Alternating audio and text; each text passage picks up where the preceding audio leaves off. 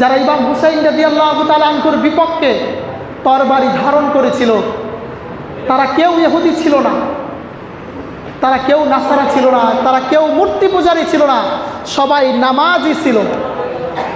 আল্লামা ইকবাল বলেছেন, ইমাম হুসাইন রাদিয়াল্লাহু তাআলা আনহু যখন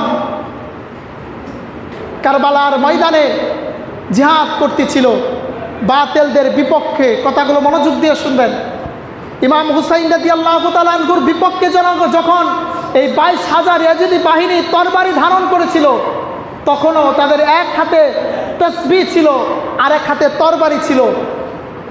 আল্লামা ইকবাল বলেছেন যে যখন ইমাম হুসাইন রাদিয়াল্লাহু তাআলা আনহুর উপরে তারা তীর নিক্ষেপ করতেছিল, তরবারি নিক্ষেপ করতেছিল, তখনও তারা আল্লাহু আকবার আর নারায়ে তাকবীরের স্লোগান দিয়ে ইমাম হুসাইনের শরীরের দিকে তীর নিক্ষেপ করতেছিল। বলেন নাউজুবিল্লাহ। কথা বুঝতে পারছেন?